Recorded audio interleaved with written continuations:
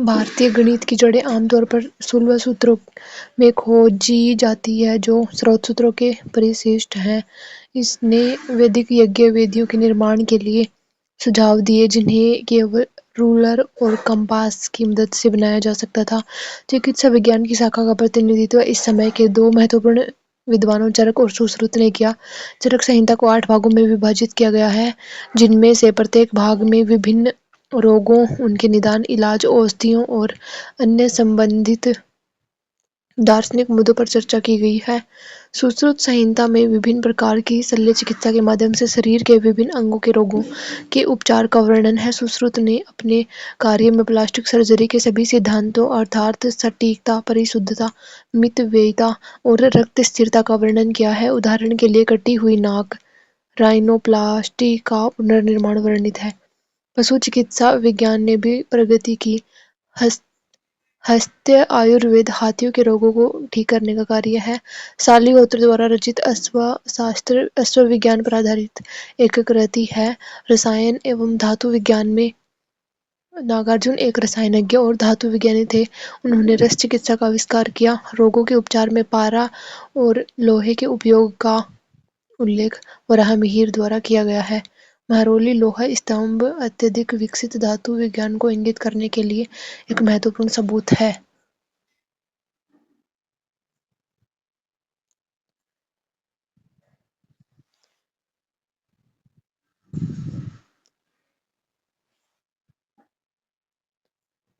गुप्तों के अधीन धर्म, साहित्य और ललित कलाओं के विकास का परीक्षण कीजिए। गुप्त साम्राज्य जो लगभग 320 से 550 ईस्वी तक फला फूला, अक्सर भारतीय सभ्यता का स्वर्ण युग माना जाता है। इस अवधि में धर्म, साहित्य और ललित कलाओं में उल्लेखनीय प्रगति हुई जिसने भारतीय संस्कृति पर एक अमिट छाप छोड़ी। शिक्षा और कला के संरक्षण के लिए जाने जाने वाले गुप्तों ने इन विकासों को पोषित करने में महत्वपूर्ण भूमिका निभाई। धर्म का विकास, हिंदू धर्म संरक्षण और पुनरुद्धार। गुप्त शासक कट्टर हिंदू थे और उनके शासनकाल में ब्राह्मणवादी परंपराओं का पुनरुत्थान हुआ। उन्होंने हिंदू मंदिरों, अनुष्ठानों और बड़े मंदिर परिसरों के निर्माण को सक्रिय रूप से संरक्षण दिया जिससे हिंदू धर्म प्रमुख धर्म के रूप में स्थापित हुआ। भक्ति आंदोलनों का विकास। गुप्त काल में भक्ति आंदोलन का विकास हुआ जिसमें विष्णु, शिव और शक्ति जैसे देवताओं के प्रति व्यक्तिगत भक्ति पर अधिक जोर दिया गया। इस अवधि में इन देवताओं को समर्पित मंदिरों का निर्माण हुआ जिसमें देवगढ़ का विष्णु मंदिर भी शामिल है जो अपनी जटिल नक्काशी और धार्मिक प्रतीकों के लिए प्रसिद्ध है। मंदिर वास्तुकला। गुप्तों ने मंदिर वास्तुकला की नागर शैली के विकास में अग्रणी भूमिका निभाई। इस अवधि के मंदिर जैसे कि देवगढ़ में दशावतार मंदिर परिष्कृत स्थापत्य शैली को दर्शाते हैं जो बाद के भारतीय मंदिर डिजाइन को प्रभावित करेंगे। इन मंदिरों में अक्सर विस्तृत मूर्तियां और प्रतिमाएं होती थी जो विभिन्न हिंदू देवताओं और पौराणिक दृश्यों को दर्शाती थी। पौराणिक साहित्य। गुप्तों ने पुराणों के संकलन और संहिताकरण की भी देखरेख की जो महत्वपूर्ण हिंदू ग्रंथों की एक शैली है जिसमें मिथक, किंवदंतियों और धार्मिक शिक्षाएं शामिल हैं। ये ग्रंथ धार्मिक विचारों को फैलाने और प्रमुख हिंदू देवताओं के इर्द गिर्द कथाओं को पुख्ता करने में सहायक थे। इस प्रकार पूरे समाज में हिंदू धर्म को लोकप्रिय बनाने में मदद मिली। बौद्ध धर्म। बौद्ध संरक्षण। हालांकि गुप्त शासक मुख्य रूप से हिंदू थे फिर भी उन्होंने बौद्ध धर्म का समर्थन करना जारी रखा, खासकर उन क्षेत्रों में जहां यह ऐतिहासिक रूप से महत्वपूर्ण था। सारनाथ और नालंदा जैसे बौद्ध स्तूपों और मठों के निर्माण को प्रोत्साहित किया गया और ये शिक्षा और तीर्थयात्रा के महत्वपूर्ण केंद्र बन गए। महायान बौद्ध धर्म। इस अवधि में महायान बौद्ध धर्म का निरंतर विकास हुआ जिसमें बोधिसत्व की पूजा और सभी प्राणियों के लिए मोक्ष के विचार पर जोर दिया गया। गुप्त काल ने साहित्य और कला दोनों के माध्यम से महायान शिक्षाओं के प्रसार में योगदान दिया। इस दौरान कई बौद्ध ग्रंथों का निर्माण और प्रतिलिपियां बनाई गई। जैन धर्म। जैन समुदाय के लिए समर्थन। जैन धर्म हालांकि हिंदू धर्म या बौद्ध धर्म जितना प्रभावशाली नहीं था लेकिन गुप्त शासन के दौरान फलता फूलता रहा। गुप्त शासक जैन प्रथाओं का सम्मान करते थे और जैन समुदाय मंदिर बनाने और अपनी धार्मिक परंपराओं को बनाए रखने में सक्षम थे। उदयगिरी में जैन गुफाएं अपनी जटिल नक्काशी के साथ इस निरंतर समर्थन का प्रमाण है। साहित्य का विकास। संस्कृत साहित्य, शास्त्रीय युग, दरबारी साहित्य और कविता। गुप्त काल संस्कृत साहित्य के चरमोत्कर्ष का समय था, जिसमें साहित्यिक रचनात्मकता का विस्फोट हुआ। इस काल में कविता, नाटक और गद्य का उत्कर्ष हुआ, जो मुख्य रूप से संस्कृत में लिखे गए, जो दरबार और बौद्धिक चर्चा की भाषा बन गई। उस समय के सबसे शानदार कवि और नाटककार कालिदास ने शकुंतला जैसी अभिज्ञान शाकुंतलम के नाम से भी जाना जाता है, मेघदूत और रघुवंश जैसी उत्कृष्ट कृतियां रची। उनकी कृतियां उनकी काव्यात्मक सुंदरता, गहरी भावनात्मक सामग्री और मानव स्वभाव और प्राकृतिक दुनिया के जटिल चित्रण के लिए प्रसिद्ध है। कालिदास की शकुंतला विशेष रूप से विश्व साहित्य की सबसे महान कृतियों में से एक मानी जाती है और इसका बाद के भारतीय और वैश्विक साहित्य पर महत्वपूर्ण प्रभाव पड़ा। गद्य तथा कथा साहित्य। गुप्त काल में महत्वपूर्ण कथात्मक ग्रंथों का संकलन भी हुआ, जैसे पंचतंत्र नैतिक शिक्षाओं के साथ पशु कथाओं का संग्रह है, जो न केवल भारत में बल्कि दुनिया भर में बेहद लोकप्रिय हुआ। इस अवधि का एक और महत्वपूर्ण कार्य वात्स्यायन द्वारा कामसूत्र है, जिसे अक्सर प्रेम पर एक मैनुअल के रूप में गलत समझा जाता है। वास्तव में यह जीवन जीने की कला पर एक व्यापक ग्रंथ है, जो सामाजिक जीवन, नैतिकता और संस्कृति के विभिन्न पहलुओं पर ध्यान केंद्रित करता है। दार्शनिक और वैज्ञानिक ग्रंथ। आर्यभट्ट का योगदान। गुप्त काल में विज्ञान और गणित में भी महत्वपूर्ण प्रगति हुई। खासतौर पर आर्यभट्ट के योगदान के कारण उनकी मौलिक रचना आर्यभट्टीय में अंकगणित, बीजगणित, त्रिकोणमिति और खगोल विज्ञान सहित कई विषयों को शामिल किया गया है। आर्यभट्ट द्वारा शून्य की अवधारणा की शुरुआत और पाई का सन्निकटन क्रांतिकारी योगदान थे, जिनका भारत और व्यापक विश्व में गणित पर गहरा प्रभाव पड़ा। दार्शनिक ग्रंथ। इस अवधि में महत्वपूर्ण दार्शनिक ग्रंथों की रचना भी हुई, खासतौर पर हिंदू दर्शन के क्षेत्र में। इस समय न्याय और वैशेषिक विचारधाराओं का और विकास हुआ, जिसमें वात्स्यायन जैसे विद्वानों ने तर्क, ज्ञान, मीमांसा और नैतिकता पर चर्चा में योगदान दिया। पौराणिक और धार्मिक साहित्य। पुराण। गुप्त काल में कई पुराणों का संहिताकरण और रचना हुई, जो विश्वकोशीय ग्रंथ हैं, जो ब्रह्मांड, विज्ञान, पौराणिक कथाओं, इतिहास और वंशावली सहित कई विषयों को कवर करते हैं। इन ग्रंथों ने हिंदू धार्मिक विश्वासों और प्रथाओं के प्रचार में महत्वपूर्ण भूमिका निभाई, जिससे पूरे उपमहाद्वीप में विष्णु, शिव और शक्ति जैसे देवताओं की पूजा को मानकीकृत करने में मदद मिली। भक्ति साहित्य। इस युग में भक्ति आंदोलन की शुरुआत अभिव्यक्तियां भी देखी गई, जिसमें किसी देवता ने के प्रति व्यक्तिगत भक्ति पर जोर दिया गया। इस भक्ति साहित्य ने बाद में पूरे भारत में भक्ति आंदोलन के फलने फूलने की नींव रखी। पुरालेख। संस्कृत शिलालेख। गुप्त काल के दौरान आधिकारिक शिलालेख में संस्कृत का प्रयोग व्यापक हो गया। इलाहाबाद स्तंभ शिलालेख, जिसमें समुद्रगुप्त के कार्यों का विवरण है, इसका एक प्रमुख उदाहरण है। ये शिलालेख उस काल के राजनीतिक, सामाजिक और धार्मिक जीवन को समझने के लिए अमूल्य हैं, क्योंकि वे अक्सर विजय, धार्मिक संस्थाओं को दिए गए दान और अन्य शाही गतिविधियों का स्मरण कराते हैं। ललित कलाओं का विकास। मूर्ति। गुप्त मूर्तिकला। गुप्तकालीन मूर्तिकला को अक्सर भारतीय कलात्मक उपलब्धियों का शिखर माना जाता है। इस अवधि की मूर्तियों की विशेषता उनकी आदर्श सुंदरता, शालीनता और शांति है। वे एक परिष्कृत प्रकृतिवाद और आध्यात्मिक गहराई प्रदर्शित करते हैं, जो धार्मिक और धर्मनिरपेक्ष कला के लिए एक नया मानक स्थापित करते हैं। बौद्ध कला। गुप्त काल में बुद्ध की कुछ सबसे प्रतिष्ठित छवियों का निर्माण हुआ, खासतौर पर सारनाथ स्कूल से। इस काल की बुद्ध प्रतिमाएं, जैसे कि प्रसिद्ध सारनाथ बुद्ध पर बुद्ध व्यक्ति को गहन ध्यान की अवस्था में दर्शाती है, जो आध्यात्मिक सौंदर्य के गुप्त आदर्श को मूर्त रूप देती है। हिंदू देवी देवता। इस काल की विष्णु, शिव, पार्वती जैसे हिंदू देवताओं की मूर्तियां भी उतनी ही महत्वपूर्ण हैं। गुप्त काल के दौरान विकसित की गई प्रतिमाएं, जैसे कि चतुर्भुज विष्णु या नृत्य करते हुए शिव, प्रमाणिक बन गई और सदियों तक हिंदू कला को प्रभावित करती रही। राहत कार्य और प्रतिमा विज्ञान। गुप्त शासक राहत कार्य में भी माहिर थे, जैसा कि देवगढ़ जैसे मंदिरों के पैनलों में देखा जा सकता है। ये राहतें अक्सर हिंदू पौराणिक कथाओं के दृश्यों को दर्शाती हैं, जैसे समुद्र मंथन या विष्णु का अनंत नाग पर लेटे हुए होना। इन राहतों ने विस्तार पर ध्यान और गति की तरलता गुप्त कला की पहचान है। वास्तुकला। मंदिर वास्तुकला का जन्म। नागर शैली के मंदिर। गुप्त काल ने भारत में पूर्ण विकसित मंदिर वास्तुकला की शुरुआत की। नागर शैली, जिसकी विशेषता इसके छत्ते के आकार के शिखर और चौकोर गर्भगृह है, इस समय के दौरान आकार लेने लगी। देवगढ़ का दशावतार मंदिर इसका एक प्रारंभिक उदाहरण है, जिसमें इसके अच्छी तरह से परिभाषित लेआउट, अलंकृत नक्काशी और प्रतीकात्मक प्रतिमा विज्ञान है। चट्टान काटकर बनाई गई वास्तुकला। स्वतंत्र मंदिरों के अलावा गुप्त शासकों ने रॉक कट वास्तुकला को भी संरक्षण दिया, जैसा कि उदयगिरी की गुफाओं में देखा जा सकता है। इन गुफाओं में हिंदू और जैन दोनों तरह के मंदिर हैं और वे जटिल नक्काशी और मूर्ति से सुसज्जित हैं। चित्रकारी। अजंता की गुफाएं। हालांकि अजंता की गुफाएं शुरू में गुप्त काल से पहले विकसित की गई थी, लेकिन उनके निर्माण और सजावट के बाद के चरण गुप्त काल के दौरान हुए।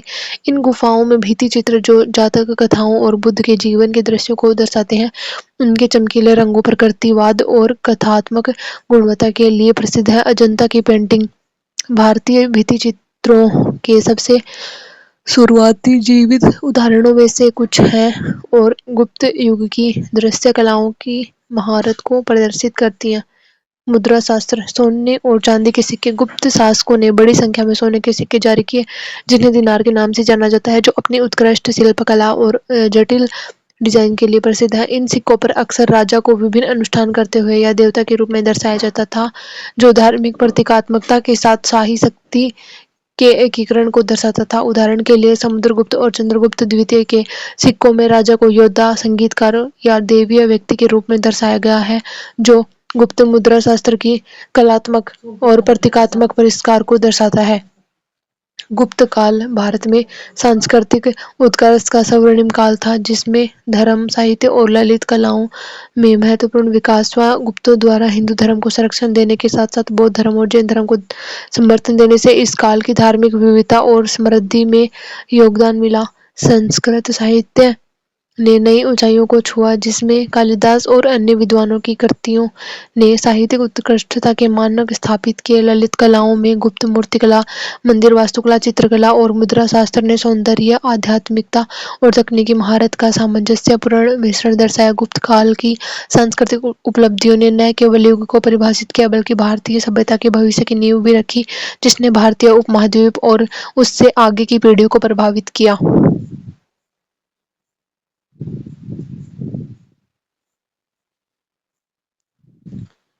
गुप्त काल भारतीय इतिहास के केंद्र में है। टिप्पणी कीजिए।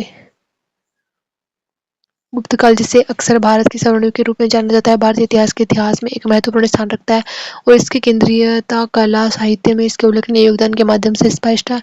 यह युग, जो 320 से 550 ईस्वी तक फैला हुआ है, सांस्कृतिक, बौद्धिक, कलात्मक उपलब्धियों का उत्कर्ष देखा गया, जिसमें सदियों तक भारतीय सभ्यता के पाठ्यक्रम को आकार दिया। गुप्त राजवंश के संरक्षण और उस समय की सामाजिक राजनीतिक स्थिरता ने एक ऐसा वातावरण बनाया जहां कला और साहित्य पनप सके, जिससे ऐसे नवाचार और विकास हुए जिनका स्थायी प्रभाव पड़ा। साहित्य का विकास। संस्कृत साहित्य शास्त्रीय ग्रंथों का उत्कर्ष। संस्कृत की भाषा के रूप में संस्कृत गुप्त काल को अक्सर संस्कृत साहित्य के शास्त्रीय युग के रूप में जाना जाता है, जहां संस्कृत संस्कृति, प्रशासन और बौद्धिक प्रवचन की प्रमुख भाषा बन गई। इस युग के दौरान संस्कृत के मानकीकरण और परिशोधन ने साहित्यिक कृतियों के विशाल प्रवाह को अनुमति दी, जिसने भारतीय साहित्य की नींव रखी। कालिदास महान कवि। इस काल के सबसे प्रसिद्ध साहित्यिक व्यक्तित्व कालिदास है, जिनकी कृतियां संस्कृत साहित्य की उत्कृष्ट कृतियां मानी जाती हैं। उनका नाटक अभिज्ञान शाकुंतलम शकुंतला की पहचान एक मौलिक कृति है, जिसमें रोमांस, पौराणिक कथाओं और प्रकृति की सुंदरता का मिश्रण है, जो गुप्त युग के सांस्कृतिक और सौंदर्य मूल्यों को दर्शाता है। कालिदास की अन्य कृतियां जैसे रघुवंश और मेघदूत भी अपने जटिल काव्य रूपों और गहन भावात्मक गहराइयों के साथ युग की साहित्यिक उत्कृष्टता का उदाहरण है। अन्य साहित्यिक हस्तियां। विशाखा दत्त एक अन्य प्रमुख नाटककार अपने राजनीतिक नाटक मुद्रा राक्षस के लिए जाने जाते हैं, जो उस समय की राजनीतिक साजिश और शासन कला के बारे में जानकारी प्रदान करता है। इसी तरह शूद्र का मृच्छकटिक, हालांकि संभवतः गुप्त काल के बाद के भाग में रचित था, अपने जटिल पात्रों और कथानक के माध्यम से उस युग के सामाजिक और आर्थिक जीवन को दर्शाता है। पंचतंत्र। माना जाता है कि पंचतंत्र नैतिक शिक्षाओं के साथ पशु कथाओं का एक संग्रह है, जिसे इसी अवधि के दौरान संकलित किया गया था। हालांकि इसकी उत्पत्ति गुप्त काल से पहले की हो सकती है, लेकिन इस समय के दौरान इस पाठ को परिष्कृत और व्यापक रूप से प्रसारित किया गया, जिसने न केवल भारतीय साहित्य को बल्कि बाद के अनुवादों और रूपांतरणों کے مادھیم سے ویشوک کہانی کہنے کی پرمپراؤں کو بھی پربھاوت کیا۔ دارشنک اور ویگیانک ساہتیہ آریہ بھٹ وگیان اور گنت میں اگرنی۔ گپت کال میں وگیان اور گنت میں بھی مہتوپورن پرگتی ہوئی۔ پراچین بھارت کے مہانتم گنتجوں اور کھگول شاستریوں میں سے ایک آریہ بھٹ نے آریہ بھٹیہ کی رچنا کی، جو انک گنت، بیج گنت، ترکوڻمتی اور کھگول وگیان کو کور کرنے والا ایک ویاپک گرنتھ ہے۔ آریہ بھٹ کے کام نے شونیہ اور استھانیہ مولیہ پرنالی کی اوتارنا کو پیش کیا، جو آج گنت کے لیے مولک ہے۔ پائی کے مولیہ کی ان کی گننا اور سور اور چندر گرہنوں کی ان کی سمجھ ان کے سمے کے لیے الیکھنیہ روپ سے سٹیک تھی۔ دارشنک گرنتھ: اس اودھی میں مہتوپورن دارشنک گرنتھوں کا وکاس بھی ہوا، جو پہلے کی پرمپراؤں کا وستار کرتے تھے۔ نیائے اور ویشیشک درشن کے اسکول، جو ترک اور تتو میمانسا پر دھیان کیندرت کرتے ہیں، اس سمے کے دوران اور وکست ہوئے، جس نے گپت کال کے سمردھ بودھک جیون میں یوگدان دیا۔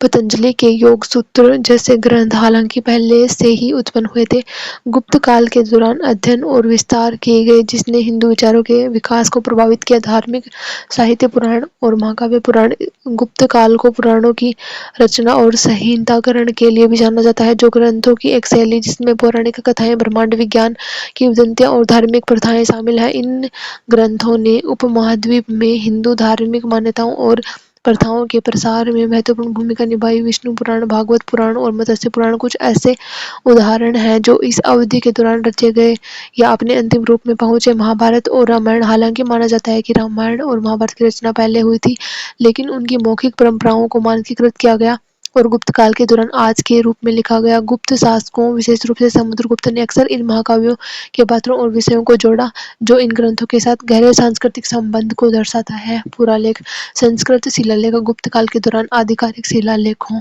میں سنسکرت کا پریوگ ویاپک ہو گیا۔ الہ آبادی ستمبھ شیلا لیکھ، جس میں سمدر گپت کے کاریوں کا وورن ہے، اس کا ایک پرمکھ اداہرن ہے۔ یہ شیلا لیکھ اس کال کے راجنیتک، ساماجک اور دھارمک جیون کو سمجھنے کے لیے امولیہ ہیں، کیونکہ وہ اکثر وجے دھارمک سنستھاؤں کو دیے گئے دان اور انیہ شاہی گتیودھیوں کا اسمرن کراتے ہیں۔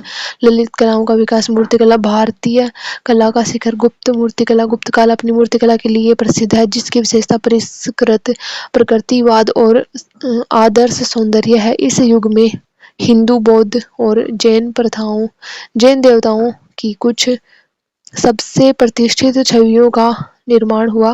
گپت مورتی کلا مانو روپ کی اپنی نازک ماڈلنگ، شانت بھاو اور جٹل وورن کے لیے پرسدھ ہے۔ بودھ مورتی کلا: سارناتھ مورتی کلا شیلی، جو وشیش روپ سے بدھ کی چھویوں کے لیے جانی جاتی ہے، گپت کال کی کلااتمک اپلبدھیوں کا پرمان ہے۔ سارناتھ بدھ کی مورتی اپنے شانت آچرن، آدھیاتمک انوگرہ اور جٹل پربھا منڈل کے ساتھ گپت کلا کا پرتیک ہے۔ اس شیلی نے دکشن پورو ایشیا اور مدھیہ ایشیا میں بودھ کلا کو پربھاوت کیا۔ ہندو دیوی دیوتا: اس اودھی کے دوران بنائی گئی وشنو، شیو اور پاروتی جیسے ہندو دیوتاؤں کی مورتیاں دیویہ سوندریہ اور آدھیاتمک اپستھتی کے گپت آدرشوں کو پردرشت کرتی ہیں۔ ادے گری اور دیو گڑھ جیسی جگہوں سے پراپت نقاشی اور مورتیاں اس کے پرمکھ اداہرن ہیں، جو پورانک کتھاؤں کی شاندار کلاتمک کے ساتھ پرستت کرنے میں گپت مورتیکاروں کے کوشل کو درشاتی ہیں۔ واستو کلا: ناگر شیلی کے مندر: گپت کال نے شاستریہ بھارتیہ مندر واستو کلا کی شروعات کی، وشیش روپ سے اتری بھارت میں ناگر شیلی کی۔ دیو گڑھ کا دشاوتار مندر پوری طرح سے وکست ناگر مندر کے شروعاتی اداہرنوں میں سے ایک ہے۔ اس کا شکھر اور گربھ گرہ بعد کے کال میں ہندو مندروں کے مانک تتو بن گئے۔ چٹان کاٹ کر بنائی گئی واستو کلا: گپت کال میں چٹانوں کو کاٹ کر بنائی گئی واستو کلا کی نرنترتا اور پرسکار بھی دیکھا گیا۔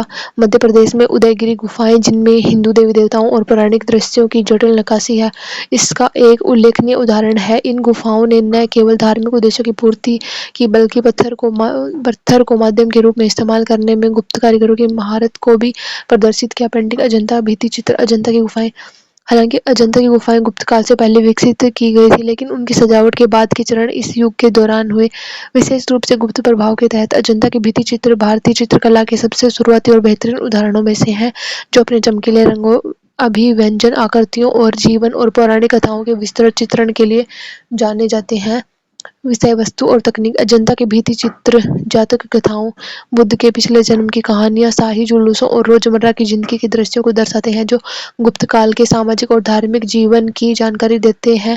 ان چتروں میں چھایانکن اور پریپیکشے کا اپیوگ اس سمے وکست انت تکنیکوں کو درشاتا ہے۔ دھاتو کرم اور مدرا شاستر: गुप्त के गुप्त काल धातु कर्म विशेष रूप से मुद्रा शास्त्र में अपनी उन्नति के लिए भी उल्लेखनीय है। समुद्रगुप्त और चंद्रगुप्त द्वितीय जैसे गुप्त शासकों द्वारा जारी किए गए सोने के सिक्के दिनारा अपनी कलात्मक गुणवत्ता और जटिल डिजाइनों के लिए प्रसिद्ध हैं। इन सिक्कों पर अक्सर राजाओं को विभिन्न मुद्राओं में धार्मिक अनुष्ठान करते हुए या सैन्य गतिविधियों में संलग्न दिखाया जाता है, जो शासक की दिव्य प्रकृति और साम्राज्य की समृद्धि का प्रतीक है। कांस्य मूर्तियां गुप्त काल में उत्कृष्ट कांस्य मूर्तियों का निर्माण भी हुआ, जैसे कि प्रसिद्ध सुल्तानगंज बुद्ध जो 7 फीट से अधिक ऊंची है और गुप्त धातु कर्मियों की कलात्मक परिष्कार को दर्शाती है। ये मूर्तियां न केवल धार्मिक प्रतीक थी बल्कि गुप्त कारीगरों की तकनीकी और कलात्मक क्षमताओं को भी प्रदर्शित करती थी। सांस्कृतिक संश्लेषण और विरासत सांस्कृतिक तत्वों का एकीकरण और संश्लेषण सांस्कृतिक समन्वयवाद गुप्त काल सांस्कृतिक तत्वों के एक उल्लेखनीय संश्लेषण द्वारा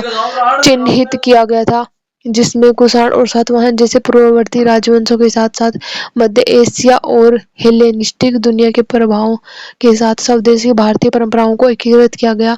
यह सांस्कृतिक समन्वय उस समय की कला, वास्तुकला और साहित्य में स्पष्ट है, जिसने विविध प्रभावों को एक विशिष्ट भारतीय शैली में मिश्रित किया। स्थायी प्रभाव गुप्त काल के दौरान कला और साहित्य में विकास केवल अपने समय तक ही सीमित नहीं रहा, बल्कि इसका बाद के भारतीय इतिहास पर भी गहरा प्रभाव पड़ा। मंदिर वास्तुकला और साहित्यिक विधाओं में इस युग के दौरान स्थापित शास्त्रीय रूप सदियों तक मानक बने रहे और भारतीय उपमहाद्वीप और उससे आगे के सांस्कृतिक विकास को प्रभावित किया। सीमाओं से परे भारतीय संस्कृति का प्रसार भारतीय संस्कृति का प्रसार गुप्त काल ने भारतीय संस्कृति को दक्षिण पूर्व एशिया और अन्य क्षेत्रों में प्रसारित करने में भी महत्वपूर्ण भूमिका निभाई। भारतीय कला, धर्म, साहित्य को व्यापार, विजय और बौद्ध धर्म और हिंदू धर्म के प्रसार के माध्यम से इन क्षेत्रों में पहुंचाया गया, जिसने कंबोडिया, इंडोनेशिया और श्रीलंका जैसे स्थानों में सभ्यताओं के विकास को गहराई से प्रभावित किया। दक्षिण पूर्व एशिया में गुप्त विरासत गुप्त कला और वास्तुकला का प्रभाव विशेष रूप से दक्षिण पूर्व एशिया के मंदिर परिसरों में स्पष्ट रूप से दिखाई देता है, जो इंडोनेशिया से बोरोबुदुर और कंबोडिया में अंगकोर वाट, जहां भारतीय रूपांकनों और प्रतिमा विज्ञान को स्थानीय संदर्भों के अनुकूल बनाया गया है, जिससे एक स्थानीय सांस्कृतिक विरासत का निर्माण हुआ। गुप्त काल वास्तव में भारतीय इतिहास के केंद्र में है, क्योंकि यह उस समय का प्रतिनिधित्व करता है जब भारतीय कला और साहित्य अपने शास्त्रीय रूप में पहुंचे, जिसने एक मानक स्थापित किए जो सदियों तक उपमहाद्वीप की सांस्कृतिक पहचान को आकार देंगे। साहित्य में इस युग के योगदान विशेष रूप से कालिदास के कार्यों और धार्मिक ग्रंथों के संहिताकरण के माध्यम से एक समृद्ध साहित्यिक विरासत का निर्माण हुआ, जिसने न केवल भारत बल्कि एशिया के अन्य हिस्सों को भी प्रभावित किया। कला में मूर्तिकला का परिष्कार, मंदिर वास्तुकला का विकास और इस अवधि के दौरान चित्रकला तकनीकों के विकास ने एक ऐसी विरासत स्थापित की जो युगों तक कायम रहेगी। कला और साहित्य में गुप्त काल की उपलब्धियां भारतीय सभ्यता के सांस्कृतिक विश्लेषण और संचरण में इसकी भूमिका के साथ मिलकर इसे भारत के इतिहास में एक केंद्रीय अध्याय बनाती है। हर्षवर्धन के अध्ययन के लिए सूचना के स्रोतों की आलोचनात्मक जांच करें, उसकी धार्मिक नीति पर चर्चा करें।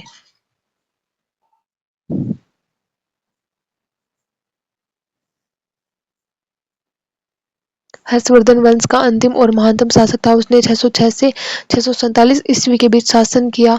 उसने लगभग पूरे उत्तर भारत को अपने अधीन कर लिया और उसे उत्तर का स्वामी कहा गया।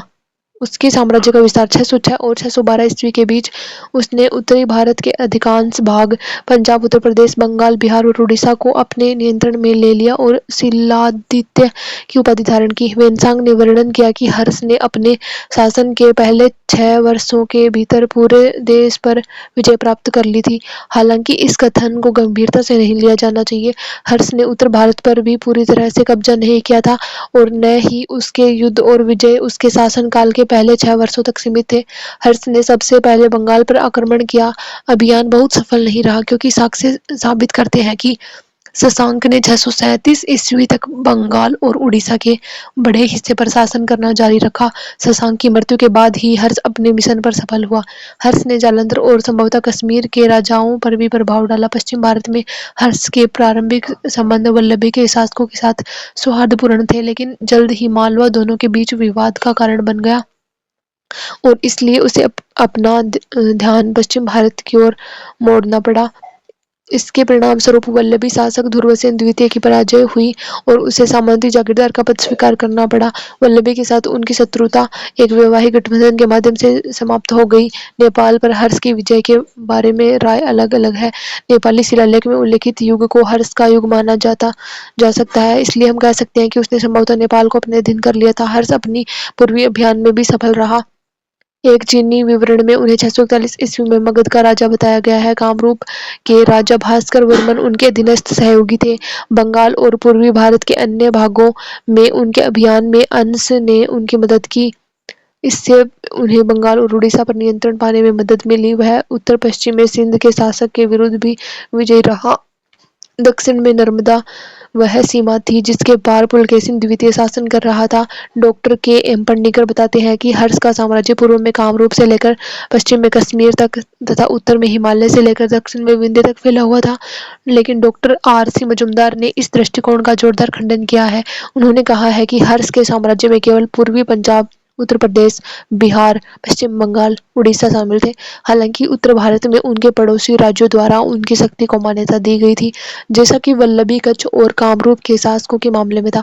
हालांकि कश्मीर, पश्चिम पंजाब, सिंध, राजपूताना, नेपाल और कामरूप निश्चित रूप से उनके दिनों में स्वतंत्र राज्य थे।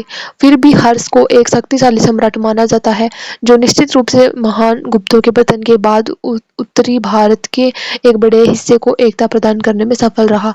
उनके राजनीतिक संबंध। शशांक, गौड़ राजा शशांक और मालवा राजा देवगुप्त ने हर्ष के साले मोखरी राजा ग्रहवर्मन की हत्या करके परेशानी पैदा कर दी थी। उन्होंने कन्नौज पर कब्जा कर लिया। हर्ष के बड़े भाई राज्यवर्धन की शत्रु शिविर में मृत्यु हो गई। अपनी बहन और ग्रहवर्मन की विधवा रानी राजश्री को बचाने के बाद हर्ष को मोखरियों के मंत्रियों ने सिंहासन की पेशकश की, क्योंकि उनके पास कोई उत्तराधिकार नहीं था। हर्ष ने अब कन्नौज की गद्दी संभाली और इस तरह पुष्यभूतियों और मोखरियों दोनों के क्षेत्रों पर शासन करना शुरू कर दिया। अब उसने शशांक से बदला लेने की शपथ ली और पूर्व में उन राज्यों पर आक्रमण किया जिन्होंने उसके प्रति निष्ठा रखने से इनकार कर दिया। हालांकि न तो बाणभट्ट और न ही जुआनसांग ने शशांक और हर्ष के बीच वास्तविक संघर्ष के बारे में कोई जानकारी दी। इसके अलावा जुआनजांग ने उल्लेख किया है कि 637 से 638 ईस्वी से कुछ साल पहले शशांक ने गया में बोधि वृक्ष को काट दिया था। यह बौद्धों का एक पवित्र प्रतीक था और शशांक ऐसा कार्य तब तक नहीं कर सकता था जब तक कि वह गया क्षेत्र पर कब्जा न कर ले। उन्होंने यह भी संकेत दिया कि हर्ष ने 643 ईस्वी तक उत्तरी, पूर्वी और दक्षिण उड़ीसा पर विजय प्राप्त कर ली थी। इस प्रकार ऐसा प्रतीत होता है कि हर्ष को लगभग 637 ईस्वी में शशांक की मृत्यु से पहले पूर्वी भारत में कोई सफलता प्राप्त नहीं हो सकी थी। भास्कर वर्मन कामरूप का शासक था। हर्ष के उसके साथ मैत्रीपूर्ण संबंध थे। बाण के हर्ष चरित्र में भास्कर वर्मन द्वारा भेजे गए दूत हंससेवगा की हर्ष से मुलाकात का विस्तृत विवरण मिलता है। उपहारों और प्रशंसा से उसे लुभाकर राजनयिक दोनों राजाओं के बीच एक आक्रामक और रक्षात्मक गठबंधन बनाने में सफल रहा। इस गठबंधन ने हर्ष को गौड़ और पूर्वी मालवा के गठबंधन के खिलाफ संघर्ष में मदद की। शशांक की मृत्यु के बाद हर्ष और कामरूप के राजा भास्कर वर्मन की सेनाओं ने बंगाल पर हमला किया और सफलता प्राप्त की। पूर्वी बंगाल पर भास्कर वर्मन का और पश्चिम बंगाल पर हर्ष का कब्जा था। पुलकेशिन द्वितीय। हर्ष और पुलकेशिन द्वितीय के राज्य नर्मदा नदी की सीमा से सटे थे। अपने ऐहोल अभिलेख में पुलकेशिन ने कहा है कि जब युद्ध में उसके हाथी मारे गए तो हर्ष भय से लुप्त हो गया। जुआनसांग के विवरण से ऐसा प्रतीत होता है कि हर्ष ने पहल की, लेकिन पुलकेशिन के विरुद्ध कोई सफलता हासिल नहीं कर सका। पुलकेशिन द्वितीय के उत्तराधिकारियों द्वारा यह दावा किया जाता है कि उन्होंने सकलोत्तर पथेश्वर को हराकर परमेश्वर की उपाधि प्राप्त की थी। इस प्रकार उनके साम्राज्य का विस्तार उत्तरी और मध्य भारत के अधिकांश भाग तक था, जबकि वास्तविक नियंत्रण गंगा के मैदान के अधिकांश भाग पर था। परिधीय क्षेत्रों में शासक सामंती जागीरदारों के रूप में शासन कर रहे थे। पड़ोसियों के साथ उनके संबंध उनके साम्राज्य की राजनीतिक आवश्यकताओं पर निर्भर थे। हर्षवर्धन की महिमा का मार्ग प्रशस्त करने वाले मोखरियों पर एक लघु निबंध लिखिए। मोखरी कौन थे, उनके बारे में बताइए। तो आंसर यह है कि गुप्त काल के बाद मोखरी गंगा घाटी में फले फूले और उन्होंने कन्नौज को अपनी राजधानी बनाकर एक विशाल क्षेत्र पर शासन किया। पहला महत्वपूर्ण मोखरी राजा ईशान वर्मन था, जिसने आंध्रों, उड़ीसा के सुलीकों, गोंडों पर विजय का दावा किया और महाराजाधिराज की उपाधि धारण की। मोखरियों ने निम्नलिखित कारणों से हर्षवर्धन की महिमा का मार्ग प्रशस्त किया। मोखरी राजा ईशान वर्मन ने हूण आक्रमणकारियों को हराया था। इससे हूण कमजोर हो गए थे और जब हूणों ने प्रभाकर वर्धन, हर्षवर्धन के पिता के राज्य पर हमला किया तो वे आसानी से पराजित हो गए। इसी तरह थानेश्वर के पुष्यभूति वंश के हर्षवर्धन हूणों के खतरे से मुक्त हो गए। इससे उन्हें अपने साम्राज्य को फैलाने और मजबूत करने में मदद मिली। बाण के हर्षचरित में उल्लेखित है कि पुष्यभूति वंश और मोखरियों के बीच वैवाहिक गठबंधन था, क्योंकि मोखरी राजा ग्रहवर्मन का विवाह हर्षवर्धन की बहन राज्यश्री से हुआ था। इससे पुष्यभूति वंश की शक्ति और प्रतिष्ठा में वृद्धि हुई। मोखरियों और उत्तरकालीन गुप्तों के बीच लंबे समय तक द्वंद्व चला। मालवा के गुप्त राजा देवगुप्त, जो गौड़ के राजा शशांक के सहयोगी थे, ने मोखरियों के राजा ग्रहवर्मन को हराया और मार डाला, जो हर्षवर्धन की बहन राज्यश्री से विवाहित था। इसके कारण मोखरियों के साम्राज्य का नियंत्रण हर्षवर्धन के हाथ में आ गया। इस तरह वह बिना किसी युद्ध के विजय के एक विशाल साम्राज्य का शासक बन गया। उसने मोखरियों की राजधानी कन्नौज को भी हासिल कर लिया, जो सामरिक दृष्टि से महत्वपूर्ण थी। इससे हर्षवर्धन की ताकत और गौरव में वृद्धि हुई। मोखरियों के साथ लगातार युद्ध के कारण बाद के गुप्त और गौड़ साम्राज्य कमजोर हो गए, जिससे हर्षवर्धन को अपने साम्राज्य का विस्तार करने में मदद मिली। हर्ष की मृत्यु से लेकर उत्तर भारत पर मुस्लिम विजय तक उत्तरी और मध्य भारत में समाज का विवरण दीजिए।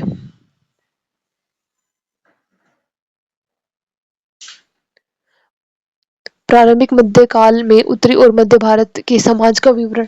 समाज का जाति व्यवस्था में विभाजन। प्राचीन काल से ही भारतीय समाज चार पदानुक्रमिक जातियों में विभाजित था, जिनके अपने विशेषाधिकार और अक्षमताएं थी। चार प्रमुख जातियां थी: ब्राह्मण, क्षत्रिय, वैश्य और शूद्र। समाज के जातियों और उपजातियों में विभाजन ने समाज के विभिन्न वर्गों के बीच तीव्र मतभेद पैदा कर दिए थे। इससे समाज कमजोर हो गया था। ब्राह्मणों और क्षत्रियों को समाज में सबसे अधिक सम्मान प्राप्त था, जबकि शूद्रों और चांडालों की स्थिति पहले से भी बदतर हो गई थी। उस समय के स्मृति लेखकों ने ब्राह्मणों को दिए जाने वाले विशेषाधिकारों को बढ़ा चढ़ाकर बताया। दूसरी ओर शूद्रों को कठोर सामाजिक और धार्मिक अक्षमताओं के लिए अभिशप्त किया गया। पारंपरिक चार जातियों के अलावा लोगों का एक बड़ा वर्ग था, जिसे अत्यंज कहा जाता था। शिकारी, बुनकर, मछुआरे, मोची और ऐसे व्यवसायों में लगे लोग इस वर्ग के थे। वे शूद्रों से नीचे दर्जे के थे। सामाजिक स्तर पर हदीस, डोम, चांडाल आदि और भी निचले स्तर पर थे, जो मृत मवेशियों को उठाने, मृत लोगों का दाह संस्कार करने, मेला ढोने जैसे काम करते थे। उन्हें शहरों और गांवों से बाहर रहने के लिए मजबूर किया जाता था। उन्हें बहिष्कृत और अछूत माना जाता था। समय बीतने के साथ जाति व्यवस्था बहुत कठोर हो गई थी। विभिन्न जातियों के बीच विवाह वर्जित थे। एक लेखक पाराशर के अनुसार शूद्र का भोजन करना, शूद्र के साथ रहना, शूद्र के साथ बैठना, शूद्र से भिक्षा लेना ऐसे कार्य हैं जो एक श्रेष्ठतम व्यक्ति को भी नीचे गिरा देते हैं। समाज में निम्न जातियों की स्थिति का अंदाजा इस बात से लगाया जा सकता है कि वेश्यों को भी धार्मिक ग्रंथों का अध्ययन करने की अनुमति नहीं थी। तुर्की आक्रमण की पूर्व संध्या पर हिंदू समाज की एक महत्वपूर्ण विशेषता कायस्थ जाति जैसी नई जातियों का उदय था। मूल रूप से ब्राह्मण और शूद्र सहित विभिन्न जातियों के लोग जो शाही प्रतिष्ठानों में काम करते थे, कायस्थ के रूप में जाने जाने लगे थे। समय बीतने के साथ वे एक अलग जाति के रूप में विकसित हो गए। जैसे जैसे हिंदू धर्म फैल रहा था, इसने न केवल बौद्धों और जैनों को बल्कि कई स्वदेशी जनजातियों और विदेशियों को भी अपने में समाहित कर लिया। जिन्होंने इस अवधि के दौरान हिंदू धर्म को अपनाया, वे समूह नई जातियों और उपजातियों में संगठित हो गए। अधिकांश मामलों में उन्होंने विवाह आदि के संबंध में अपने स्वयं के सामाजिक रीति रिवाजों और परंपराओं को जारी रखा। जाति व्यवस्था और अतिरिक्त उपजातियों के प्रसार ने अपने अलग अलग सामाजिक रीति रिवाजों और जाति पदानुक्रम में स्थिति के साथ हिंदू समाज को और अधिक जटिल और विभाजित बना दिया। महिलाओं की स्थिति में गिरावट। भारतीय समाज में महिलाओं की स्थिति प्राचीन काल से ही धीरे धीरे खराब होती जा रही थी। पुरुषों के लिए महिलाओं को भोग्य वस्तु और संतान प्राप्ति का साधन माना जाता था। महिलाओं को शिक्षा से वंचित रखा जाता था। उन्हें वेदों का अध्ययन करने से कोई अधिकार नहीं था। बाल विवाह एक आम प्रथा थी। स्मृति लेखकों ने निर्धारित किया कि लड़कियों का विवाह उनके माता पिता द्वारा 6 से 8 वर्ष की आयु के बीच या ان کے 8वें वर्ष से यौवन प्राप्त करने के बीच कर दिया जाना चाहिए। सामान्य तौर पर विधवाओं के पुनर्विवाह की अनुमति नहीं थी। चूंकि महिलाओं पर भरोसा नहीं किया जा सकता था, इसलिए उन्हें एकांत में रखा जाता था और उनके जीवन को पिता, भाई, पति और बेटे जैसे पुरुष संबंधों द्वारा नियंत्रित किया जाता था। हालांकि परिवार के भीतर महिलाओं को सम्मानजनक स्थान प्राप्त था। समाज में बहु पर विवाह प्रथा प्रचलित थी। उच्च जातियों की महिलाओं में सती प्रथा काफी व्यापक होती जा रही थी। एक अरब लेखक सुलेमान ने सती प्रथा का उल्लेख किया है।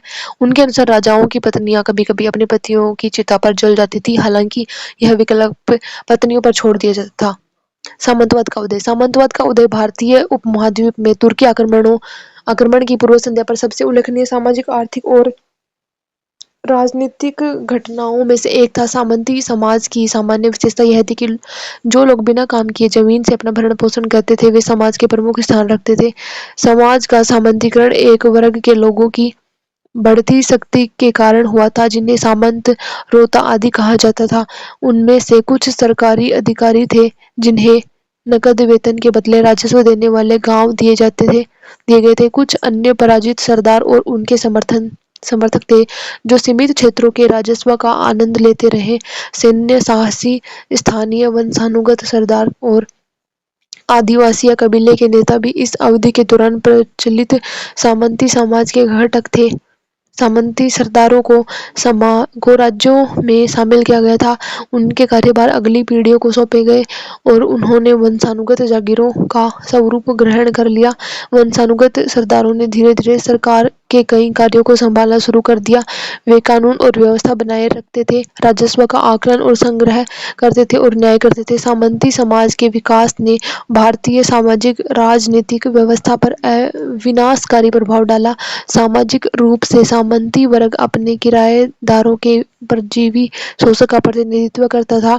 राजनीतिक रूप से सामंतवाद ने शासक की स्थिति को कमजोर कर दिया। शासक सामंती सरदारों पर अधिक से अधिक निर्भर हो गए, जिन्होंने अपनी खुद की सैन्य शक्ति बनाए रखी। सामंतवाद ने व्यापार और वाणिज्य को हतोत्साहित किया। एक गांव या क्षेत्र के भीतर आर्थिक आत्मनिर्भरता को बढ़ावा दिया। सामंती व्यवस्था ने गांव के स्वशासन को भी कमजोर कर दिया। धार्मिक और नैतिक पतन। इस अवधि के दौरान बौद्ध धर्म और जैन धर्म में गिरावट जारी रही। इस बीच हिंदू धर्म का पुनरुत्थान और विस्तार हुआ। शिव और विष्णु की लोकप्रियता बढ़ रही थी। सूर्य और ब्रह्मा की पूजा धीरे धीरे कम हो गई थी। शक्ति की पूजा, जो कि महिला रचनात्मक ऊर्जा है, पूर्वी भारत में लोकप्रिय हो गई। बौद्ध धर्म धीरे धीरे पूर्वी भारत तक सीमित हो गया। पाल शासकों ने बौद्ध धर्म को संरक्षण दिया। जैन धर्म पश्चिम और दक्षिण भारत में विशेष रूप से व्यापारिक वर्गों के लिए लोकप्रिय रहा। तुर्की आक्रमण की पूर्व संध्या पर धर्म और नैतिकता का ह्रास सामाजिक ताने बाने को तेजी से नुकसान पहुंचा रहा था। शंकराचार्य ने अद्वैत नामक एक सामान्य दर्शन विकसित करके हिंदू धर्म को बौद्ध धर्म और जैन धर्म दोनों के प्रभाव से बचाने की कोशिश की थी। हालांकि वे हिंदू धर्म में घुसी बुराइयों से छुटकारा नहीं पा सके। भारत के विभिन्न क्षेत्रों में विभिन्न धार्मिक संप्रदायों ने अपनी उपस्थिति दर्ज कराई। वाम मार्ग धर्म के रूप में जाना जाने वाला एक नया संप्रदाय विशेष रूप से कश्मीर और बंगाल में लोकप्रिय हो गया था। इस संप्रदाय के अनुयायी शराब, मांस, मछली और महिलाओं में लिप्त थे। महान मठ, जो शिक्षा और धर्मपरायणता के केंद्र थे, धीरे धीरे विलासिता और आलस्य के केंद्र बन गए। इस काल में एक और बुराई देखी जा सकती है, वह है देवदासी प्रथा। अधिकांश महत्वपूर्ण मंदिरों में कई अविवाहित लड़कियों को देवता की सेवा के लिए रखा जाता था। उन्हें अपने नृत्य से मंदिर के देवता को प्रसन्न करना होता था। यह प्रथा धीरे धीरे मंदिर वेश्यावृत्ति में बदल गई। इस काल में साहित्य और कला ने अश्लीलता का रूप धारण कर लिया था। कामुकता का पंथ न केवल साहित्य में बल्कि मंदिर की मूर्तिकला और तांत्रिक अनुष्ठानों में भी प्रवेश कर चुका था। कामुकता की प्रति दीवानगी इस काल की भारतीय कला पर भी हावी थी। चंदेलों द्वारा निर्मित खजुराहो मंदिरों की कामुक मूर्तियां समकालीन शासकों, कलाकारों और आम लोगों की कामुकता का प्रमाण है। भारतीय समाज का द्वीपीय चरित्र। भारतीय समाज के एकाकी चरित्र ने उसे भारतीय उपमहाद्वीप की प्राकृतिक सीमाओं से परे हो रहे विभिन्न विकासों से अनभिज्ञ बना दिया। भारतीय अपने पड़ोसी देशों की राजनीतिक, सैन्य, सामाजिक, सांस्कृतिक, धार्मिक और वैज्ञानिक प्रगति से अनभिज्ञ थे। भारतीय समाज की उच्च जातियों ने अपनी श्रेष्ठता पर गर्व کی جھوٹی بھاونا وکست کی۔ محمود غزنی کے ساتھ بھارت میں آکرمن کے دوران آئے البرونی نے بھارتی سماج کے بارے میں نمنلکھت ٹپڑیاں کی۔ ہندوؤں کا ماننا تھا کہ ان کے جیسا کوئی دیش نہیں ہے، ان کے جیسا کوئی راشٹر نہیں ہے، ان کے جیسا کوئی راجا نہیں ہے، ان کے جیسا کوئی دھرم نہیں ہے، ان کے جیسا کوئی وگیان نہیں ہے۔ البرونی کے اس وورن سے پتہ چلتا ہے کہ بھارتیوں کو دوسروں سے کچھ بھی سیکھنے کی اچھا نہیں تھی۔ اس کے علاوہ البرونی لکھتے ہیں کہ ہندو چاہتے تھے کہ جو چیز ایک بار پردوشت ہو گئی ہے اسے شدھ کیا جائے اور اس طرح سے پنہ پراپت کیا جائے۔ اس آتم سنتشٹی نے سوابھاوک روپ سے بھارتیوں کو ان کے جیواشم سنکیرن سوچ والے استتو سے اوپر اٹھنے سے روکا، جس کے کارن انتتঃ ودیشی آکرمنکاریوں کے خلاف ان کا پرتیروھ کمزور ہو گیا۔